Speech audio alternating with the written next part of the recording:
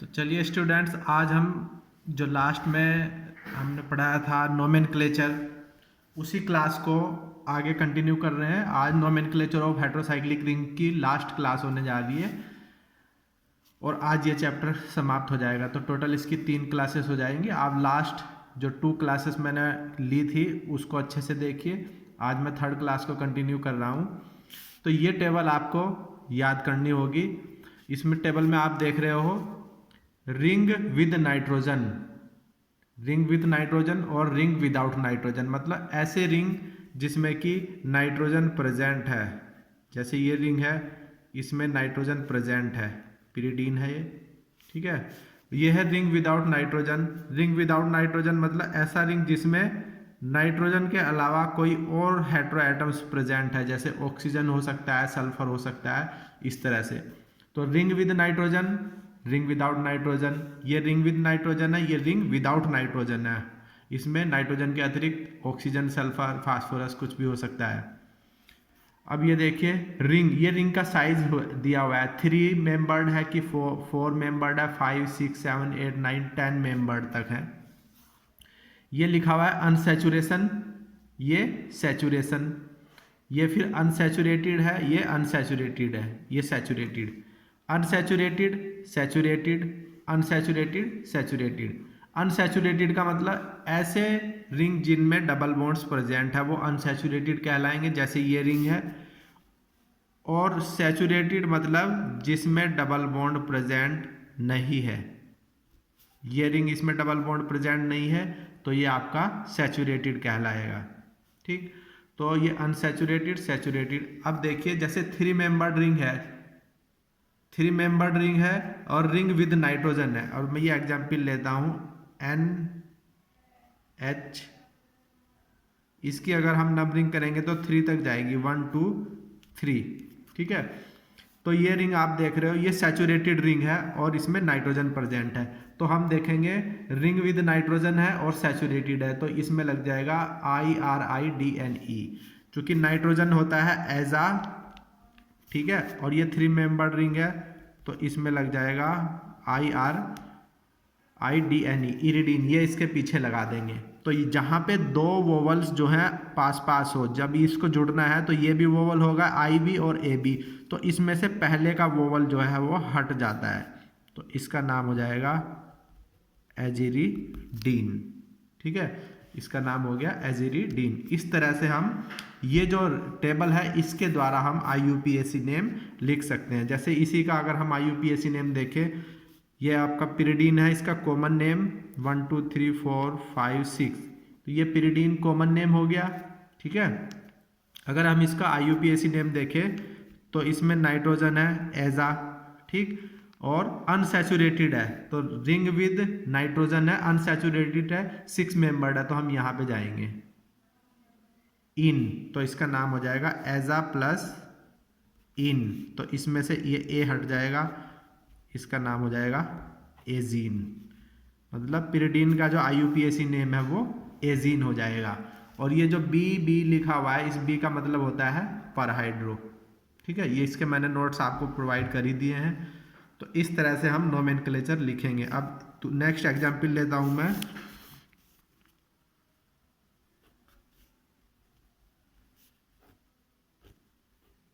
ये वाला। अगर इसको, इस रिंग को हम देखें, नाइट्रोजन प्रेजेंट है, सैचुरेटेड है, तो रिंग विद नाइट्रोजन है और सैचुरेटेड है, तो और 4 मेंबर्ड है, तो इसमें ये इटिडीन लास्ट में लग जाएगा। इसकी नंबरिंग हम करेंगे 1 2 3 4 इस तरह से। तो एजा, चूंकि इसमें नाइट्रोजन है, एजा प्लस इटाइडीन, तो इसका नाम हो जाएगा एजिटिडीन, ये ए हट जाएगा, एजिटिडीन, ये इसका IUPAC नेम हो गया एजिटिडीन, ठीक है।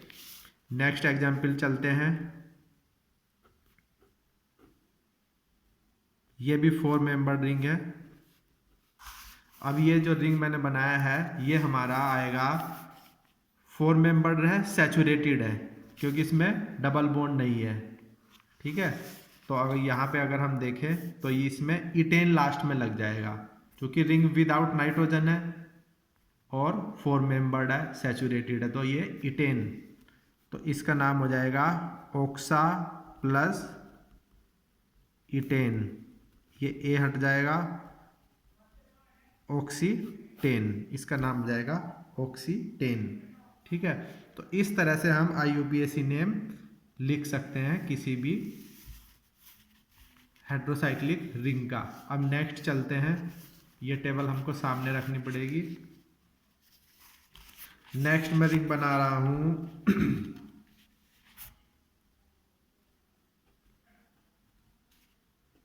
थोड़ा बड़ा रिंग ले लेते हैं, इसकी नंबरिंग करते हैं हम 1 2 3 4 5 6 7 8 तक नंबर जा रहे हैं। हम इसको डबल बॉन्ड लगा देते हैं। डबल बॉन्ड जो लगाने हैं आपको अल्टरनेट लगाने हैं। ठीक है, अब इसमें 8 मेंबर्ड है, तो 8 मेंबर्ड है और नाइट्रोजन कंटेनिंग है, तो हम देखेंगे 8 मेंबर्ड है और नाइट्रोजन कंटेनिंग है, ये ओसीन। ठीक है, ओसीन लग जाएगा इसमें, मतलब इसका नाम हो जाएगा एजा प्लस ओसीन। ए हट जाएगा क्योंकि ये 2 वोवल सामने आ गए ना, तो एजो सीन इसका नाम हो जाएगा। ठीक, एजोसीन हो गया इसका नेम। अगर हम 3 पे नाइट्रोजन लगा दें, ठीक, फिर इसका नाम क्या हो जाएगा 1,3, 2 नाइट्रोजन है तो डाई एजो सीन, इस तरह से इसका नोमेनक्लेचर हो जाएगा 1,3 डाई एजो सीन। ये 1,3 डिजिट्स है, इसके बाद अल्फ़ाबेट शुरू होता है, तो इनके बीच में हाइफन जरूर लगना है। तो ये IUPAC नेम आपको इस तरह से लिखने हैं। ठीक, अब कॉमन जो हमने कॉमन नेम पढ़े थे उसके IUPAC नेम हम देख लेते हैं। जैसे एक हमने ये स्ट्रक्चर लास्ट टर्न पे पढ़ा था, इसका नाम था ऑक्साजोल। जो कॉमन नेम है वो है इसका ऑक्साजोल। IUPAC अगर हम नेम लिखेंगे 1 2 3 4 नंबरिंग करेंगे। ठीक है, चूंकि ये 5 मेंबर्ड रिंग है, ठीक, तो इसका नाम हो जाएगा 1,3 ऑक्साजोल। ठीक है, इसमें हमको पोजीशन दिखानी पड़ेगी कि 1 पे ऑक्सा है और 3 पे नाइट्रोजन है, तो 1,3 ऑक्साजोल IUPAC नेम होगा, कॉमन नेम हो जाएगा इसका ऑक्साजोल। नेक्स्ट चलते हैं हम,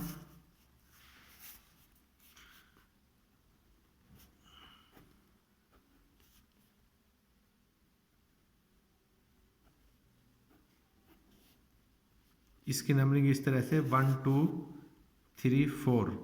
इसका नाम है इमिडाजोल, ये इमिडाजोल रिंग है।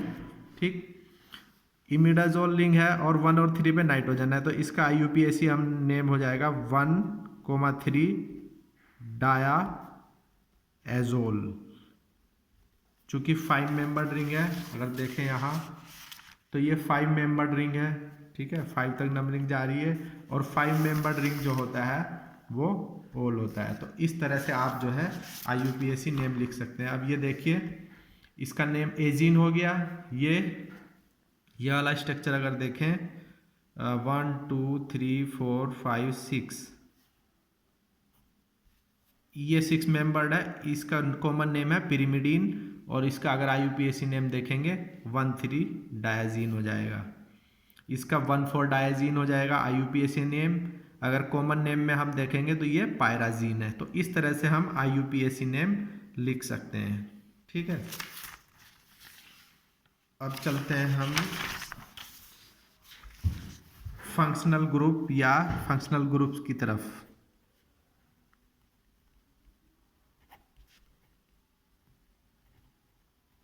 फंक्शनल ग्रुप आपने 12th में भी पढ़ रखे हैं, फिर से एक बार डिस्कस कर लेते हैं। ये हो गया मिथाइल ग्रुप, चूंकि ये मेथेन से बना है। इसी तरह से C2H5 इथाइल, इस तरह से ये ग्रुप चलते चले जाएंगे, प्रोपाइल, ब्यूटाइल। ठीक है, इस तरह से हो जाएगा। अब नेक्स्ट देखिए, ये एन प्रोपाइल है। ये ग्रुप्स आपको याद करने हैं, और जब ग्रुप्स की बात करते हैं तो ये हाइफन जरूर लगेगा। ये CH3 CH2 CH2 CH2 N butyl, इसमें 4 कार्बन है तो ये एन ब्यूटाइल हो जाएगा। ये वाला जो ग्रुप है ये बेंजीन रिंग है, ठीक है। अगर हम इससे एक H रिप्लेस कर दें तो ये फिनाइल ग्रुप हो जाएगा। इसको हम C6H5 भी बोल सकते हैं, फिनाइल ग्रुप। यही है फिनाइल ग्रुप। ये इथाइल, विनाइल, ये सब आपको याद करने हैं, ठीक है। अब चलते हैं हम, ये वाला जो ग्रुप है CO, कार्बोनिल ग्रुप। अगर डबल बॉन्ड O हो गया या फिर इस तरह से भी लिख सकते हैं हम, ये हो जाएगा ऑक्सो या ऑक्सी ग्रुप। CONH2, अगर हम इसको सफिक्स यूज करते हैं, प्रीफिक्स यूज करते हैं, प्रीफिक्स भी यूज कर सकते हैं, सफिक्स भी यूज करते हैं। अगर हम इसको सफिक्स यूज करते हैं तो ये कहलाएगा आपका एमाइड। प्रीफिक्स मतलब नोमेनक्लेचर में पहले यूज करते हैं तो ये कहलाएगा आपका कार्बामोइल, CONH2, ठीक है। इस तरह से नेक्स्ट है एसिटाइल, ये वाला CH3CO एसिटाइल ग्रुप है।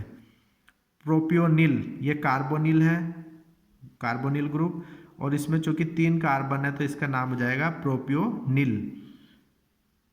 ये C6H5CO बेंजोइल। ये सारे फंक्शनल ग्रुप जो हैं आपको याद करने, ये मैंने आपको नोट्स में भी प्रोवाइड करा दिए हैं।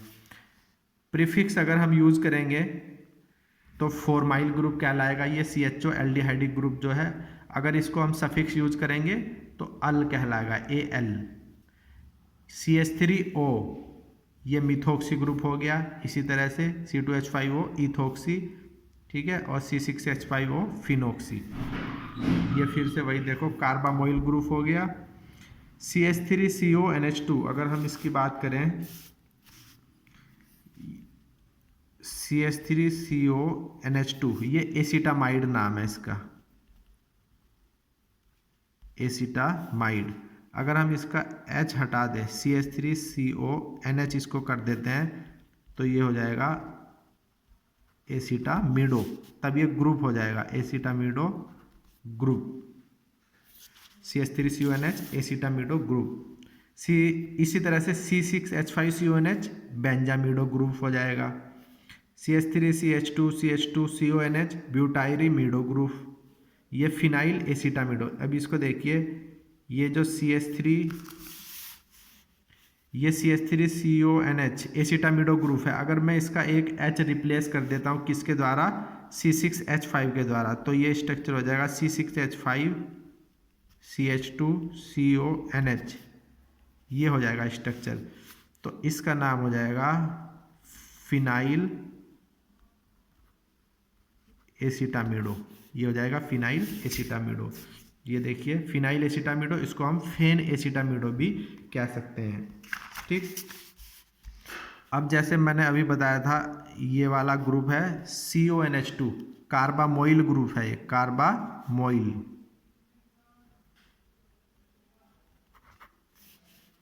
अगर मैं इसके ये दोनों H जो है इथाइल से रिप्लेस कर देता हूँ, CON, एक H को यहाँ पे C2H5 लगा, फिर दूसरा H भी रिप्लेस किया C2H5, ठीक है। ये कार्बामोइल था और ये हो जाएगा हमारा डाई इथाइल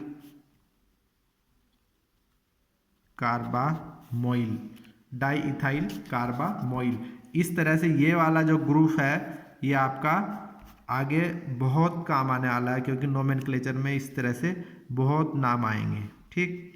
इसी तरह से मैं बना देता हूँ, जैसे ये वाला जो ग्रुप है ये है NH2, इसको प्रीफिक्स अमीनो ग्रुप कहते हैं और सफिक्स इसको अमाइन बोलेंगे, अमाइन ग्रुप या अमीनो ग्रुप, ठीक है। अब इसी में NH को अगर मैं रिप्लेस कर देता हूँ C2H5 और C2H5, ये इस तरह से, ये दोनों H मैंने C2H5 से रिप्लेस कर दिए, दोनों H C2H5 से रिप्लेस कर दिए। चूँकि ये अमीनो ग्रुप था, ये हो जाएगा डाई इथाइल अमाइनो।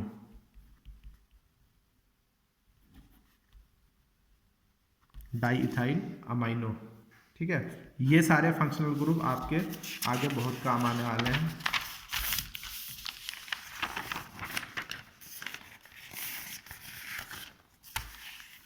इसी तरह से एक फंक्शनल ग्रुप की अगर हम बात करें, NC2H5 C2H5 CH2 CH2 CH2, बहुत सारी ड्रग्स में ये इतना बड़ा ग्रुप लगा रहेगा, है ना। तो अगर आप देखोगे ये तो प्रोपाइल हो गया, और ये क्या है, ये इतना जो है डाई इथाइल अमाइनो, तो इसका नाम हो जाएगा डाई इथाइल अमीनो प्रोपाइल। इसका नाम हो जाएगा डाई इथाइल अमाइनो प्रोपाइल।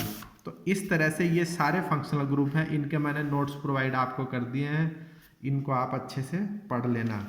ठीक है, अब ये देखिए, ये एसिटोक्सी ग्रुप हो गया, क्योंकि ये इतना क्या होगा, CH3CO एसिटाइल ग्रुप है, ऑक्सी ग्रुप और लग गया, तो ये हो गया एसिटोक्सी ग्रुप।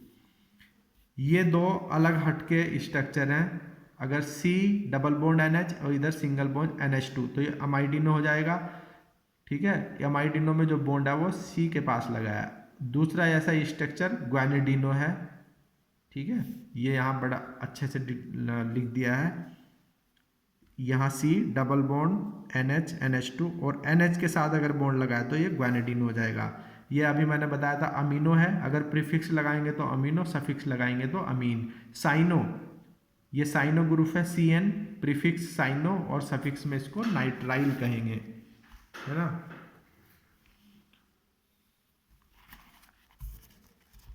अब इसको देखिए, ये वाला स्ट्रक्चर जो है एनेलीन का स्ट्रक्चर है, C6H5NH2 एनेलीन, ये और ये एनेलीन का स्ट्रक्चर है।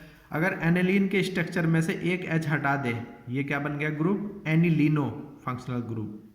ठीक, इसकी अगर मैं बात करूं C6H5CO, ये जो C6H5CO है ये बेंजोइल ग्रुप है, इसके साथ ऑक्सी लगा दिया तो इसका नाम हो गया बेंजोइल ऑक्सी। ये मैंने अभी आपको बता ही दिया है, डाई इथाइल अमाइनो ग्रुप, ये भी बता दिया डाई इथाइल अमाइनो मिथाइल, फिर ये डाई इथाइल अमाइनो इथाइल, इस तरह से कार्बामोइल भी बता दिया, ये कार्बामोइल ग्रुप है, इसके साथ ऑक्सी अगर लगा दिया तो ये हो जाएगा कार्बामोइल ऑक्सी। फंक्शनल ग्रुप की अगर आपको बात करें तो इसमें आपको हाइफन जरूर लगाना है। अब ये देखिए, इसका नाम हो जाएगा, ये यहाँ तक अगर देखें तो ये CONH2 था पहले, CONH2 कार्बामोइल ग्रुप था, CONH2 के अगर NH2 के H हटा दिए तो ये हो जाएगा डाई इथाइल कार्बामोइल, यहाँ तक, फिर ऑक्सी भी अटैच कर दिया तो इसका नाम हो जाएगा डाई इथाइल कार्बामोइल ऑक्सी। ठीक, ये सल्फानिल अमीडो ग्रुप है, इसको आपको याद कर लेना अच्छे से, क्योंकि ये सल्फोनामाइड्स का जब हम चैप्टर पढ़ेंगे वहाँ भी आएगा। बेंजीन रिंग है, 1 पोजीशन पे SO2NH, 1 पोजीशन पे NH2 और 4th पोजीशन पे SO2NH, ये ग्रुप लगाएंगे तो इस ग्रुप का नाम हो जाएगा सल्फानिल अमाइडो। ये आपको याद रखना है, सल्फानिल अमाइडो। इसको देखिए, CH3CH2O, ये है इथोक्सी और ये है कार्बोनिल, ये कार्बोनिल है, ये इथोक्सी है इतना, तो इसका नाम हो जाएगा इथोक्सी कार्बोनिल। ये मिथाइल है, ये सल्फर है, इसका नाम हो जाएगा मिथाइल थायो।